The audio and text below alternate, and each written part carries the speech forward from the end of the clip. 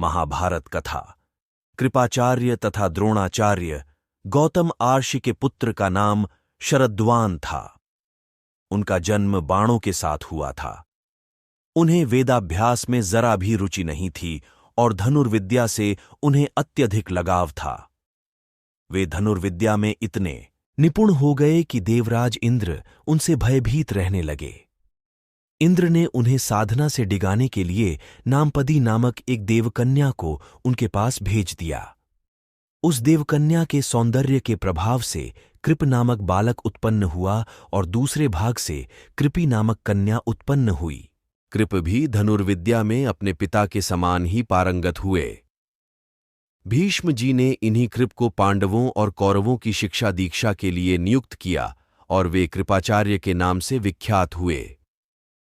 कृपाचार्य के द्वारा पांडवों तथा कौरवों की प्रारंभिक शिक्षा समाप्त होने के पश्चात अस्त्र शस्त्रों की विशेष शिक्षा के लिए भीष्म जी ने द्रोण नामक आचार्य को नियुक्त किया। द्रोण के साथ प्रशत नामक राजा के पुत्र द्रुपद भी शिक्षा प्राप्त कर रहे थे तथा दोनों में प्रगाढ़ मैत्री हो गई। उन्हीं दिनों परशुराम अपनी समस्त संपत्ति को ब्राह्मणों में दान करके महेंद्राचल पर्वत पर तप कर रहे थे। एक बार द्रोण उनके पास पहुंचे और उनसे दान देने का अनुरोध किया। इस पर परशुराम बोले, वत्स, तुम विलंब से आए हो। मैंने तो अपना सब कुछ पहले से ही ब्राह्मणों को दान में दे डाला है। अब मेरे पास केवल अस्त्र शस्त्र ही शेष बचे हैं। तुम चाहो तो उन्हें दान में ले सकते हो। द्रोण यही तो चाहते थे, अतः उन्होंने कहा, हे गुरुदेव, आपके अस्त्र शस्त्र प्राप्त करके मुझे अत्यधिक प्रसन्नता होगी, किंतु आपको मुझे इन अस्त्र शस्त्रों की शिक्षा दीक्षा देनी होगी तथा विधि विधान भी बताना होगा। इस प्रकार परशुराम के शिष्य बनकर द्रोण अस्त्र शस्त्रादि सहित समस्त विद्याओं के अभूतपूर्व ज्ञाता हो गए। शिक्षा प्राप्त करने के पश्चात द्रोण का विवाह कृपाचार्य की बहन कृपि के साथ हो गया। कृपि से उनका एक पुत्र हुआ। उनके उस पुत्र के मुख से जन्म के समय अश्व की ध्वनि निकली, इसलिए उसका नाम अश्वत्थामा रखा गया। किसी प्रकार का राजाश्रय प्राप्त न होने के कारण द्रोण अपनी पत्नी कृपि तथा पुत्र अश्वत्थामा के साथ निर्धनता के साथ रह रहे थे। एक दिन उनका पुत्र अश्वत्थामा दूध पीने के लिए मचल उठा, किंतु अपनी निर्धनता के कारण द्रोण पुत्र के लिए गाय के दूध की व्यवस्था न कर सके। अकस्मात उन्हें अपने बाल्यकाल के मित्र राजा द्रुपद का स्मरण हो आया, जो कि पांचाल देश के नरेश बन चुके थे। द्रोण ने द्रुपद के पास जाकर कहा, मित्र, मैं तुम्हारा सहपाठी रह चुका हूं।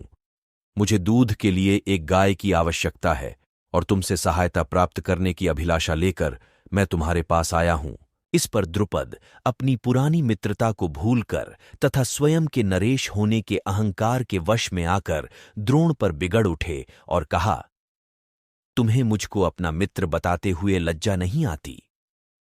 मित्रता केवल समान वर्ग के लोगों में होती है, तुम जैसे निर्धन और मुझ जैसे राजा में नहीं। अपमानित होकर द्रोण वहां से लौट आए और कृपाचार्य के घर गुप्त रूप से रहने लगे। एक दिन युधिष्ठिर आदि राजकुमार जब गेंद खेल रहे थे तो उनकी गेंद एक कुएं में जा गिरी। उधर से गुजरते हुए द्रोण से राजकुमारों ने गेंद को कुएं से निकालने लिए सहायता मांगी।